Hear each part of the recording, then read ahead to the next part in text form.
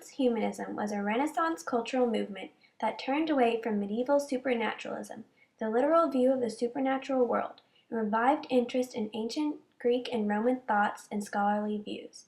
During the 1400s to 1650, there was an expansion of knowledge and the philosophy of secularism, personal independence, and expression.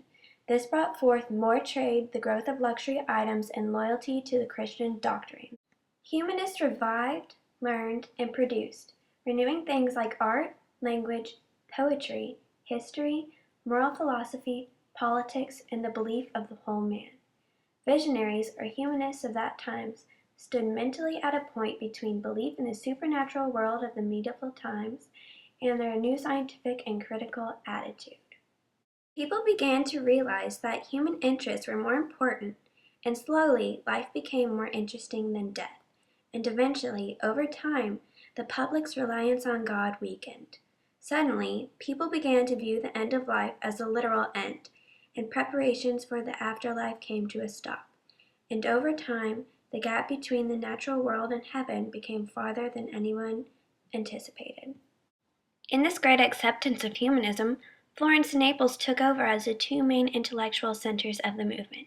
However, it was clear that Florence was far more influential than Naples. In Florence, humanism strongly influenced the decisions and mentality of the early Florentine government.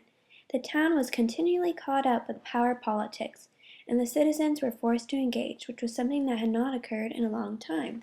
Shortly, it became clear that Florence was a leader in Renaissance art, in the aspects of sculpture, architecture, and painting. Florence quickly became famous for the names it produced: Michelangelo, Raphael Santi, and Machiavelli. Among the many forms and types of humanists, some stood out among others.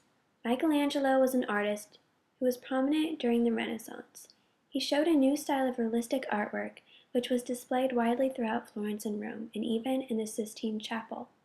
He was able to illustrate the concept of the whole man and life before death very clearly in his work.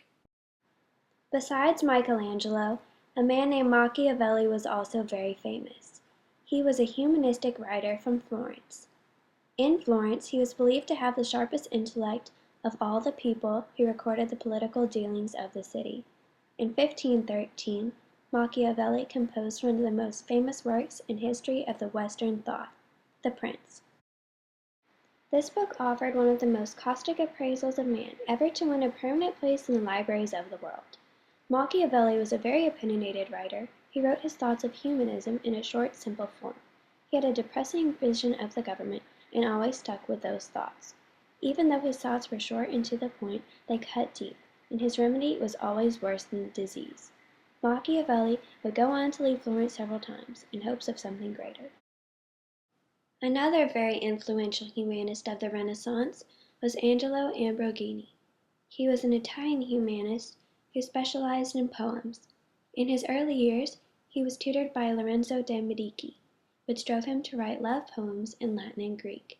However, as he grew older, he dedicated himself to teaching and the philological study of the ancient classics. Eventually, he went on to translate parts of the Iliad and became fluent in Latin and Greek. Today, he is considered one of the most classical scholars of the Renaissance. But the most important of all was Francesco Petrarch, the father of humanism. He was born from a banned Florentine family in 1304. As he grew older, he found a liking for poetry. In 1341, while in Rome, he was crowned with a laurel wreath for being the foremost poet and scholar of his time. This made him the first poet laureate of modern times. During this time, he collected ancient manuscripts. He convinced his friends to join him as he searched through monastic and cathedral libraries. Over time, he built up a private library, the first of its kind. In the following centuries, the Christian humanism he created went on to meet the mixture of human personality, so that the person himself can live a life of dignity, self-reliance, and creativeness. In the 70 years of his life, Francesco Petrarch developed a very different and widely accepted philosophy. Humanism was widely prominent in the Renaissance age, but it still has its ties today. There might not be as many supporters, but what they do say is very opinionated. Today's humanists find support in the old ones, like Cicero and Confucius. Many of them don't have much to say about the current literary philosophers, as they do not agree with the arguments they make. But when they do make announcements or write articles, they highly criticize our modern world and offer practical solutions for our problems in restructuring the American society. During the Renaissance, humanism offered freedom from the harsh restrictions of medieval times. In a whole, Renaissance humanism delighted in what it learned concerning the human nature. Many humanists sought to extend the dimensions of life and being human, and in many ways, they achieved that. This philosophy rediscovered ancient classical learning and exploration, and in many ways opened the door to new ideas, teachings, and existences. Throughout the globe, humanism has changed the way life is viewed.